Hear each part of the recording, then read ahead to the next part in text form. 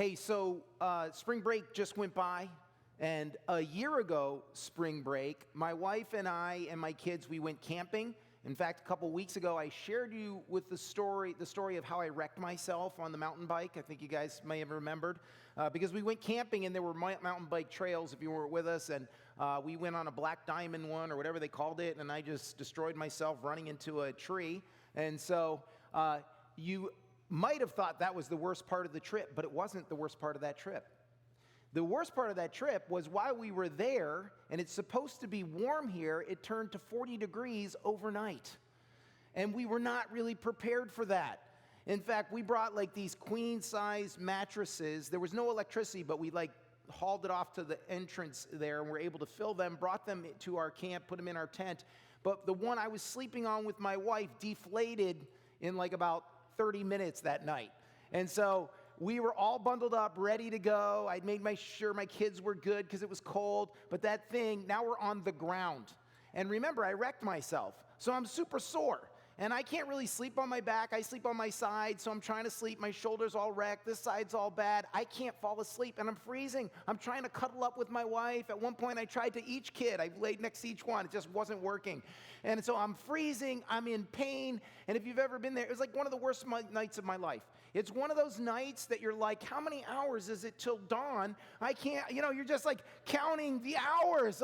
I'm like, this is horrible. I just couldn't even sleep. And so I got up the next morning as soon as I could, started a fire. So this last week or 2 weeks ago, we went on spring break and we decided to go camping again. But this time I'm like, you know what we're going to do? We're not just going to go camping. We're going to go glamping. Anybody knows what glamping is? All right, glamping is glamour camping, because it's not just the rough part of it, the roughing it. It comes with a lot of benefits. And I don't know if you guys know this, but there is an awesome place here in Florida where you can go glamping. It's called Westgate Ranches, and you can rent anything you want. I mean, they've got log cabins you can rent. They've got these tents. I got some pictures up here. Look at this thing. It's set up for you. And they have another one, let's see, it's a little bit smaller, and they have beds inside that are made with linen and everything. Look, there's even a mirror to check yourself. Who checks themselves on camping? That's because you can, and then we have teepees that you can rent. Now, these teepees, by the way, during spring break are $1,000 a night. It's not a joke. Because inside it looks like this. Check it out. Go to the next one. They've got a bathroom in there. They come and they'll fold your bed down. They even start the campfire for you at night. So it's like you can get any level of camping you want. Well, we're not that glamorous, okay? So we rented one of the tents that they already have set up for you, and it's on a platform, but it does have electricity and running water right near it. So I'm like, yeah, we could do this. We're going to survive. So we decided to rent that, and then a week before we go, we find out that the weather is going to be 40 degrees. You guys remember that 2 weeks ago? I'm like, what is going on in this world? And so here we are. This is our tent outside. That's the beautiful tent that we had. And there's my whole family. And then inside, here they all were bundled up. We're bundled up inside. We had a queen-size bed on that side. By the way, we bought new mattresses this time. I wasn't it's not going to deflate on me this time. And so here they are at night. Here, check the next one. There they are. They're all three there. All you can see is Charlotte's face, but they're all bundled up. That's how cold it was. So we're in long johns, by the way. We did bring them this time. Last time I just had one pair of jeans, and I had a hat. We all had hats. We were all bundled up and everything. But when we got in the bed, it was still super cold. And I'm like, I can't believe this. So I'm trying to snuggle up close to my wife. But before she gets in the bed, she goes, hold on. I've got a surprise for you. And she had made me pack all this stuff in the car. She pulls out this bag, and inside is a space heater. Thank you, Jen. I know it was you. All right, and I'm like, yes!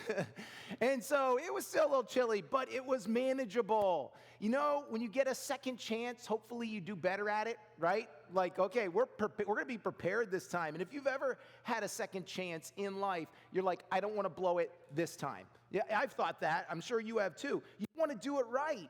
But sometimes when you think about it, if you're faced with a situation, you may not know exactly how to do it right. I blew it last time, so I know the wrong way to do it, but I'm not sure if I know the right way to do it. And a lot of us, we want to know the right way to do it. How many times have you done this? After an argument with someone that you loved or cared about, could have been your spouse, family member, whatever, you thought through the argument, not to win the argument. I know we've done that. I've done that one, okay? Like, I should have said this. Not that. I'm not talking about that. I'm like, how could have I avoided that? What did I say that got me into this? How could I have changed the way I either approached them or the things that I said? I've gone through it because I want to do it better the next time. How many times did you analyze the decisions that you've made, try to figure out what went wrong? Or how many times have we said this, the next time, I'm going to do it right? Right? We've said it that we've done that. And so today we're going to learn a few principles when we get a second chance that we don't blow it. Okay? Instead, we're going to be able to take full advantage of the opportunity. And so we're in this series, Second Chances, a story of God's redemption. And it's a study of an Old Testament book called the Book of Ruth. And it's really small, so you may not even notice it's there if you're flipping through the pages because it's only 4 chapters long. But the first chapter, this was 2 weeks ago, we started this whole series. And in the first chapter was the first week, we learned and we're introduced to this family. And the mother, her name is Naomi, so she's a main character. And Naomi's husband and 2 children, they're living in Bethlehem in Israel, but there is a famine that strikes the land. And so God, so in their infinite wisdom, Elimelech, the husband, decides, we can't deal with this here. We're going to go to another country called Moab. So they leave the promised land to go to Moab. And when they're there, Elimelech ends up dying. Naomi looks at the local men and finds a couple guys or girls to marry her 2 daughters, but then her 2 sons die, and now she has 2 daughter-in-laws. And so about 10 years pass, and she finds out that in the land of Israel, there is now bread. The famine is kind of over, and she's like, I'm going to go back there. And so she starts heading back, but she says to the 2 daughters, hey, do this. Why don't you guys just go back to your family and your kin, and then go and marry somebody in your custom, in your country. So one of them, her name is Orpah, she's like, all right, peace out, and leaves and goes back home. But Ruth goes, no, hold on. I'm going to stick with you. And in this beautiful section of the scriptures, she says how she's going to dedicate herself to Naomi and is not going to leave her. Where you die, I'm going to die. Your people will be my people, and your God will be my God. This is what she says to her. So Naomi's like, shrugs her shoulders, all right, I guess, come along. Because Naomi sees Ruth as a hindrance to her. It's already going to be hard enough for her to provide for herself. She's like, okay, great, another mouth I've got to feed, another person I'm responsible for. And so this seems like a liability, and the chapter ends with the 2 of them returning to Bethlehem in Israel, Bethlehem, Judea, and they both have nothing left. There's no place for them to return to, really, no home, and they have nothing, and they're in need of a second chance. Just like all of us, we've been in that place where we have had a need for a second chance. So chapter 2 opens with them returning right at the end of the harvest season, the beginning of the harvest season. And so Bethlehem, by the way, means the house of bread because it's known for yielding barley and wheat. So they're in the perfect place at the perfect time. So things are starting to look up. And Ruth decides, she says to Naomi, let me go into the fields and gather some grain to provide for us. And so Naomi says, go ahead and do that. And then Ruth, in kind of following the leading of God, she ends up in a field of a guy named Boaz, and Boaz happens to be one of their family members. And so this is really great because Boaz says to her, listen, stay in the field that I am in, that I own. I've instructed my guys to take care of you. There's nothing harm's going to come to you. In fact, he says to the guys, leave stuff for her extra so that she's able to really reap an abundance of grain. So she goes back to Naomi, and Naomi is super excited, and things begin to turn around for the both of them. And so chapter 3 now begins at the end of the harvest season. Naomi has been doing this for about 3 months, Ruth has been gleaning for about 3 months. And so now there's a time where they would do this thing called threshing. And we're going to learn a couple of things about second chances. If you've ever needed a second chance in your life, it's because the first time didn't go so well, right? You're like, yeah, that's why I needed the second chance.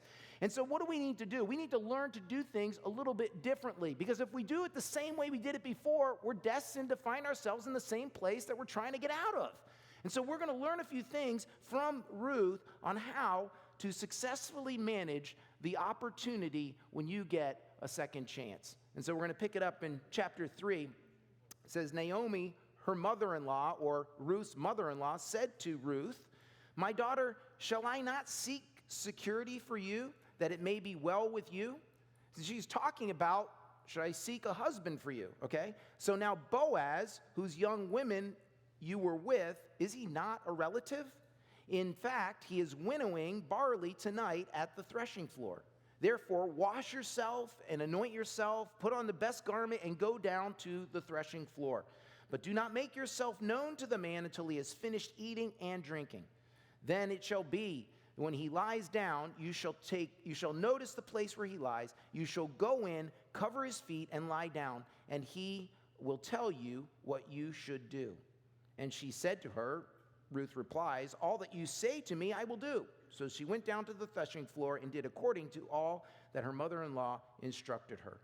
You see, there's a huge change right now in Naomi's life. If you were with us these last weeks, she's just depressed. When she got back to Bethlehem, all the locals were like, hey, isn't that Naomi? Aren't you Naomi? And Naomi's name means pleasant. So she's like, hey, isn't pleasant here? You're pleasant? And she's like, no, don't call me that. Call me Mara. Mara means bitter, because that's how the Lord has dealt with me. I went away full. I had a husband. I had 2 kids. We had money because we sold our property. And I came back with absolutely nothing. She was depressed, right?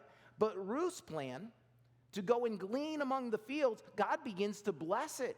And so she's seeing all this wonderful abundance coming into her life. And Naomi gets to the point where she actually believes that she'll be able to find a husband for her daughter. And so Naomi has a plan. And the object of her plan is this guy, Boaz, who they're related to. So some of this, what she's telling her, makes total sense to you and me, right? She's like, here's what I want you to do. He's the guy that you're going to, we're going to try to hook you guys up. So first what I want you to do is clean, wash yourself, right? Put some perfume on, get a nice dress, get down there, right? When I used to go out with Carol, she'd dress up all the time because she wanted to blow me away. She wanted to impress me. And she'd always tell me this, by the way, ladies, you might want to do this with your guys. Every time I'd show up, she'd go, here's John, before you pick me up, I want you to do this. I want you to knock on the door. I'm going to come to the door. When you see me, I'm going to have put on a dress. I'm going to have put on makeup and hair, done everything up, and I want you to tell me I look beautiful. So, and just tell them what you want. So I said, that's pretty easy. I'll go do that. So it kind of makes sense, because when you think about it, Boaz had basically only seen her in a field with work clothes on, sweating to death, right? It's like, no one wants to see the person to see you like that. So he's like, why don't you let him see you in a different light? And the truth is, Ruth may have had widow's clothes on too. So we're not sure, but this was like, hey, let's get dressed up, make yourself attractive. But some of the instructions seem a little strange. She says, well, go into him when he's lying down in the middle of the night, uncover his feet and lie down at his feet. And then I'm listening to this. I'm like, no, Naomi, are you saying Ruth should seduce him? Is this what you're trying to say? Right? We're kind of unclear. And even Ruth herself may not have been fully understanding the customs of that day, especially in Israel, because she's from another country, right? But here's the thing about Ruth. Ruth is willing to listen to instruction. And if you want to follow along in this message and you want to make the most of every second chance that you get, I'm going to ask you to pull out your outline and fill in these blanks, because it will help you today with this message. And the first one is this: if you want change, you need to be willing to listen. If you want change, you need to be willing to listen. The threshing floor where they were at was often shared by the whole community. And so different farmers would come up at different times, and basically a threshing floor was this flat circular area. Sometimes it'd have a little wall or something like that. Imagine when you're harvesting wheat or barley, it's a stalk with leaves on it, and then there's the little seed inside, which is the grain. Well, you have to separate that out. So what they would do is they would crush it, all this stuff, and then they would throw it up into the air, and all the leaves and all the chaff, the little husk, because they were lighter, the wind would blow it away, and the grain would fall right there on the threshing floor. And they would just keep doing this until it was mostly just grain or all grain. And so at the end of the day, because they had this big pile of grain, the farmers or the person that was there and the other workers, they would have a celebration. They would eat some food, they'd have a good time, and then they would go to bed and sleep right there because it was late, to guard their harvest, that nobody else would come and take it. So Boaz lies down right there by the grain. And so Naomi instructed Ruth to go find Boaz after the party when everyone was asleep. Now, Cape Coral needs some more street lights. We all know that, right? But there they had no lights at all, okay? So when night came, and the torches were out. I mean, it was like pitch black. And so he's like, go find where he is, come in the secret of the dark so no one else sees you, and lay down at his feet. And one of the reasons she wants to do this is because both of them are known as upstanding people in the community. Like, we don't want people to think that something's going on. And so kind of do this, and Naomi's trying to protect their reputations. But not only that, if it doesn't work out, right, we don't want anyone to suffer from embarrassment. And so Ruth's response is, yes, I'll go do it. You told me to do it. I'm just going to go do whatever it is that you tell me. And this is such an important lesson for us to learn, to listen when people tell us something. This is going to sound a little strange to you, but I had a really good friend in high school. His name was Rob. Rob married a woman. Her name was Sue. And Sue would have dreams that come true. I'm sure you've all heard of these things, and she's actually came to know the Lord, and it was one of the gifts that she had, and literally her dreams came true. They both told me many different stories. One of them was one day she had a dream, we won the lottery, she says to Rob. So Rob goes out, he goes, go play the lottery. So Rob went out and played the lottery, and nothing seemed to work. And then that day he got home, he pulled the mail, and in the mail there was a thing from the lottery in the mail. And then she goes, yes, I just remembered, it came in the mail. He opened it up, and they actually won $500 from the lottery. This is not a joke. I didn't make it up. And so he was learning to listen to his wife when his wife gave him advice. In fact, another time, and this I was there living, and I saw this happen. She told Rob, I had a dream last night that you got into a car accident. And they lived on a lake, and it was dirt roads on the lake. And Rob's thinking, how are we going to get in an accident on a dirt road? There's nobody even out here. There's few of us live out here, right? So she is begging him when he leaves, drive slowly. So Rob is driving slowly off to work, and a car comes flying around a corner, no joke, speeding, and hits his car. But because Rob was going so slow, by the way, he was a lead foot, it didn't really hurt his car too badly, nor did he get hurt. And the lesson that Rob had learned over this time and after time of hearing these things is that I need to listen to advice. You see, many times what got us into the place where we needed a second chance is we failed to listen to advice in the first place. Isn't that true? Right? That's happened to me so many times. Someone you knew maybe tried to warn you about something, or we didn't listen to God's instruction, or we knew what was the right thing to do, but we didn't listen and did the wrong thing anyway. We didn't even listen to ourselves. You see, things are going to go well for Ruth, and they do go well for Ruth because she doesn't try to do everything her way. I mean, she's not even from Israel. She's from another country. She doesn't know the customs. But the thing about Ruth was that she is teachable. And teachable means that someone can speak into your life and you'll actually learn it and understand it and apply it to your life. And one of the greatest qualities you can develop as a follower of Christ is to be teachable. In the Proverbs it says this, a rebuke is more effective for a wise man than 100 blows to a fool. You see, the purpose of advice in our lives and being corrected is so that things go better for us in the future, not to hurt us. And allowing ourselves to be corrected is the thing that brings positive change into our lives. So many people don't change because they never learned from their mistakes in the first place. And if we get an opportunity and we get a new second chance, a second chance at whatever it is, then we definitely want to learn from the past mistakes so it doesn't turn out the same way. In fact, what separates the fools from the wise is exactly that, whether we listen to advice. That's what the Proverbs tells us. Fools think their own way is right, but the wise listen to others. So Ruth is given wisdom by Naomi and Boaz, and she's not too proud. She's teachable. She receives the wisdom and instruction, and the result is that she gets what she had wanted. You see, the same is true for you and me. If we're willing to listen to God, if we're willing to apply the wisdom that's been given to us by other people that God has put into our lives, then we will experience the positive changes that we're looking for. So let's see how their plan ends up working out. So we're going to pick it up again. It says, and after Boaz had eaten and drunk, and his heart was cheerful, he went to lie down at the end of the heap of grain. And she came softly, uncovered his feet, and lay down. Now it happened at midnight that the man was startled and turned himself, and there was a woman lying at his feet. And he said, who are you? And she answered, I am Ruth, your maidservant. It's dark enough here, so he's probably not sure exactly who it is. She said, take your maidservant under your wing, for you are a close relative. We need to take note of that. And then he said, blessed are you of the Lord, my daughter, for you have shown more kindness at the end than at the beginning, in that you did not go after young men, whether poor or rich. Now, my daughter, do not fear. I will do for you all that you request, for all the people of my town know that you are a virtuous woman. So this is really awesome. Ruth comes, she uncovers his feet. Now, this is not, we might be asking, what does that mean? It's not a sexual thing that she's doing. What happens if you're sleeping at night and someone uncovers your feet? They're probably going to get cold and you're going to wake up. She's like, go when he's asleep, don't make a lot of noise, uncovers the feet.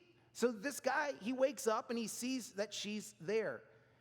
Now, there's another thing that's happening here too. There's also a symbolism in her doing this because it was part of the custom of the day. Uncovering her feet and kind of taking that cloak and covering herself a little bit was saying exactly what she verbally said. I want to come under your wing. I want you to be my covering, my protector, my provider. So the symbolism was when he woke up, he's like, what's going on? And he sees what is happening. He says, who are you? And she says, take your maidservant under your wing. He wants her, she wants him, He's saying basically, marry me. So, okay, it's simple, it's bold, but it's something that you and I often forget to do, and that's this. When it comes to second chances, the second thing in your outline, seek God and ask him for what you want. You're like, well, that makes sense. Because there's more that's going on than meets the eye in this whole situation. Ruth says to Boaz, and I said, remember, note that, right? She says, you are a near kinsman to me. You are the word is called Goel. And Goel is up here, put up on the screen, there you go, means to redeem or act as a kinsman redeemer. She says, you're the closest one. This is something that God instituted among the Jewish people. When the people of Israel came to the promised land, God had given every tribe an allotment of land. If you go to Joshua, they allotted all these different portions of land to go to the different tribes. And the land was never to be sold permanently because Israel and the land of Israel was supposed to remain in the possession of Israel and God indefinitely. And so God says, look, it's my land, but I'm giving you the oversight or the stewardship of this land. And because the land needed to stay in every single tribe, there was another thing that God instituted in the Old Testament called the year of Jubilee. And the year of Jubilee came every 50 years. And the year of Jubilee was amazing because when the year of Jubilee showed up, all debts were canceled. If you were a slave, you were set free. If you owned somebody else's land, you had to give the land back. And so God instituted this thing where it would automatically return to the different tribes. Because you imagine one of the tribes began to prosper over another, you might wipe out the inheritance of a single tribe. And so God said, this is something that I have established. And so there would have to be, by the way, if all your debts, if you were, let's just say you were not in the year of Jubilee and you wanted to redeem the land. Well, there was an opportunity written in the law for you to do that. It says this from Leviticus 25. It says, with every purchase of land, you must grant the seller the right to buy it back. If one of your fellow Israelites falls into poverty, Naomi and Ruth, and is forced to sell some family land, then a close relative should buy it back for him. If there is no close relative to buy the land, but the person who sold it gets enough money to buy it back, he then has the right to redeem it from the one who bought it. The price of the land will be discounted according to the number of years until the next year of Jubilee. What he's saying is if they bought it for so much money, it was more like renting it. And they would base the price of the property on how many years it is close to being 50 years. So if you had 5 more years left, they would base it on 5 years. The price of the land will be discounted. It says, okay, and in this way, the original owner can then return to the land. But if the original owner cannot afford to buy back the land, it will remain with the new owner until the next year of Jubilee. In the Jubilee year, the land must be returned to the original owners so they can return to their family land. You see, when Naomi and Ruth come back, there's no more land. Elimelech had sold that land in order to get the funds to go to the foreign country and to live and to thrive. And so he sold that land. They don't have anything, and they spent it all. And so Naomi instructed Ruth to ask Boaz to be their kinsman redeemer. Will you be the guy who redeems the property for us so that we can now have our inheritance? And so the redeemer also, there was a stipulation, we talked about this, but there was the law of the Levirate marriage. Because God also wanted to make sure that not only the land stayed within the tribe, but that each tribe continually had an inheritance. And so if there was a woman whose husband died, a brother was required to marry the woman, and that first child would be named after, or that carry on the name of the original husband. And so Ruth is saying two things when she wakes up Boaz. She says to him, one, you are my Goel. Take me under your wing. I want you to redeem the land that Elimelech owned, and I also want you to marry me. I mean, think about that. This is a bold step, especially in that time period where the woman is asking the man, and we do that, I guess, today. But Ruth is not doing this out of selfish ambition. She's doing this in fulfillment of the law. And it becomes an example to us because sometimes we need to ask God directly for the thing that we want. In the book of James, James is talking about the frustration people are having because they're not getting the things that they desire. He says, you want things, but you cannot have them. And sometimes the motivation is off. So he says, you are ready to kill. You strongly desire things, but you cannot get them. So you quarrel and fight. You do not have what you want because you do not ask God for it. You know, we try to find many ways of getting things we want. But sometimes we neglect the most obvious thing, which is to just ask God directly. There was I used to do a lot of marriage counseling, and people would come into my office, and they would be frustrated because they didn't seem to get along very well. I don't know if you know this. We've done a series on these before, but the primary need in a woman's life is to be loved by the man. The primary need in the man's life is to be respected by the woman. And so the man would say, I don't know why, but I'm trying to let her know that I love her. And then I would say to him, have you ever stopped to ask her, what can I do to make you feel loved? And they're like, I never thought of that before. Because he wants the good marriage. We pray for the good marriage, but we sometimes don't ask the obvious question. You know, there's been a lot of times that I prayed for the church to grow, and we pray kind of general prayers like that. I pray to be a good husband. I pray to be a good father. I pray for these things, but they're so general. And we're kind of stuck in this waiting room because as we're asking for God for things, God is using those things to actually grow us. You know, as I was praying about the church and going, you know, we need to grow. What would it take to grow? And I started looking up stuff, and I'm like, well, we need more leaders in our church. I'm like, all right, well, why don't I pray for leaders? Not just for the church to grow, but leaders to come. And then God starts bringing leaders into the church. And I'm like, we really need to work on our children's ministry. God, can you do a work in our children's ministry? And then, you know, it just comes to me, why don't you pray for someone to direct children's ministry? And so I started praying for someone to direct children's ministry, and a resume shows up on my email. And Dakota was interviewed, and I'm like, all right, God, he's actually answering the prayers if we're willing to ask directly for what God wants in our lives. Because so many times we just pray, make me happy.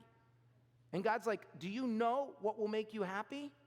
Because that's the journey that we're on by asking directly for things where God goes, okay, this is what you need in your life.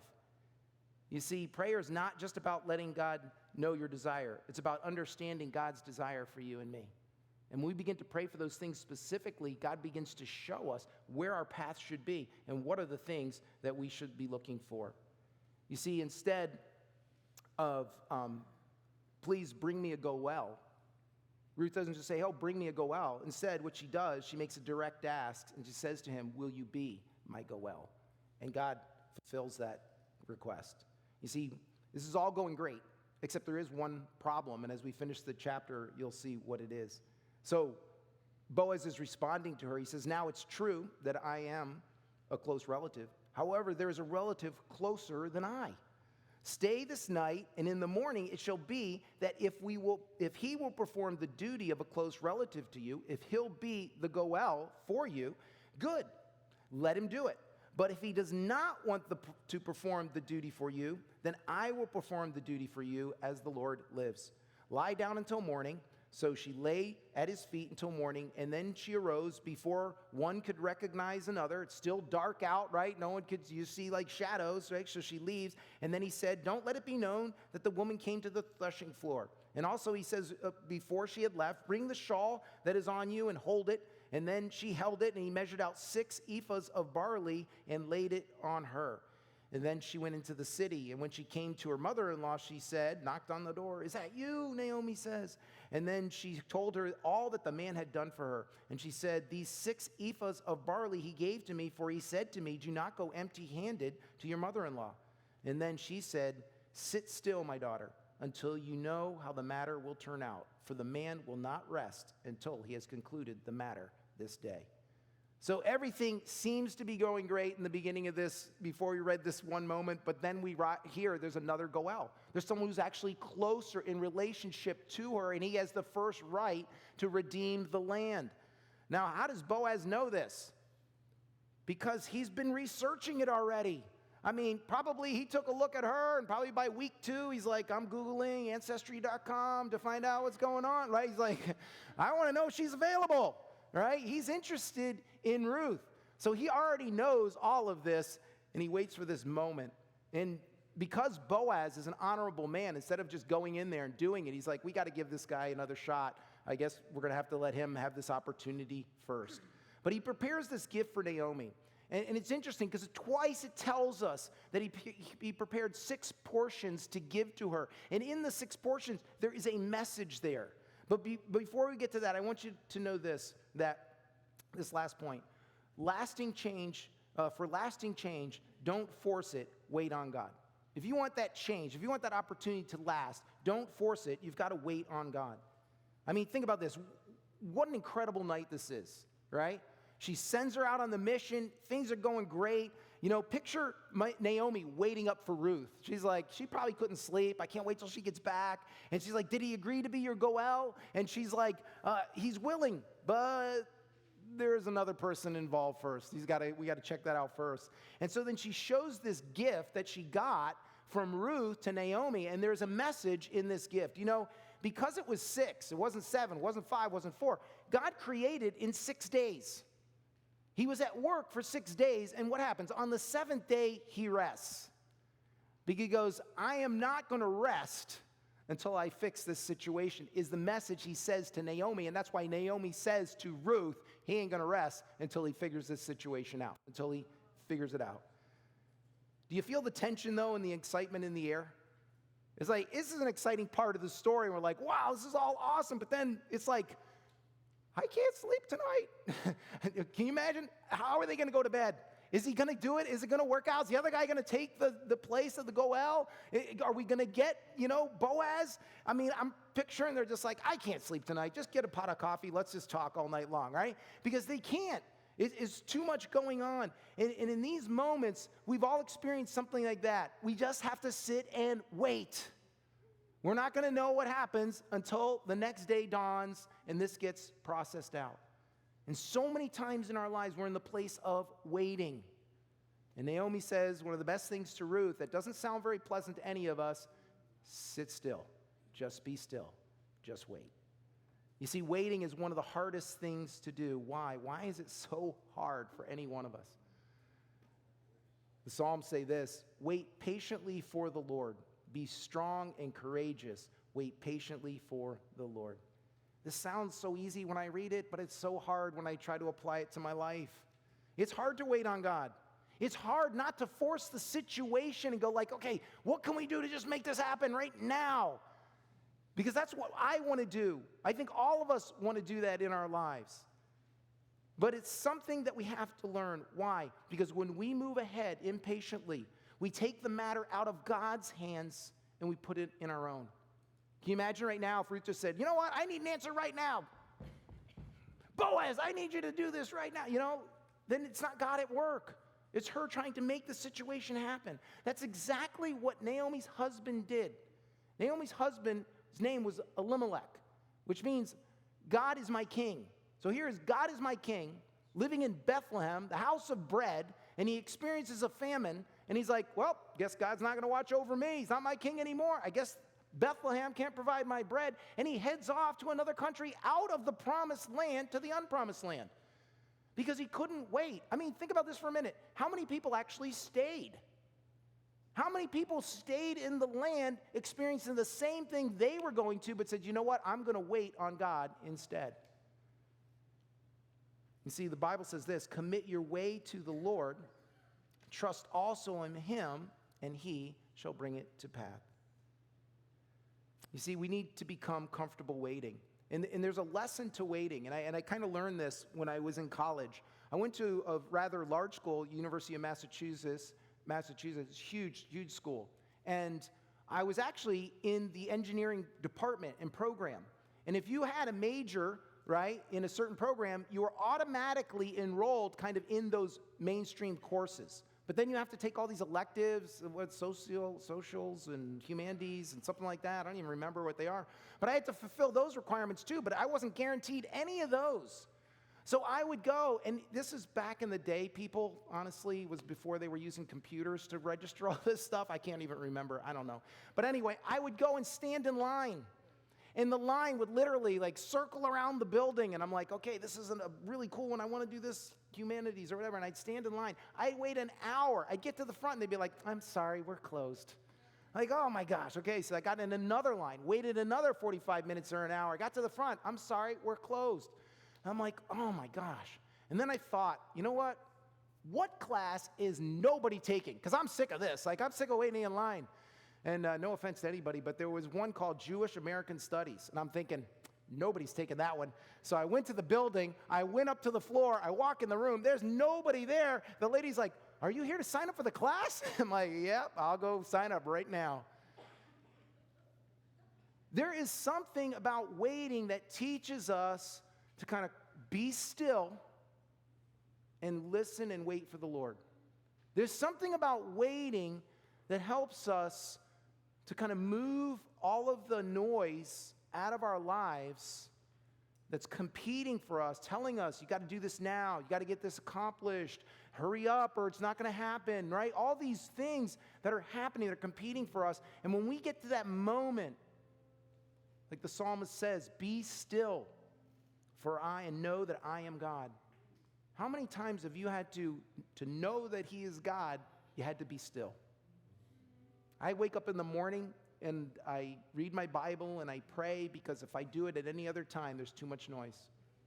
The kids, Daddy, I want this. My wife, dinner, work, this, that, the other thing. So many things start competing for our time. And the only moments we really find ourselves connecting with God, hearing his wisdom, kind of clarifying all the noise, is when we stop to be still.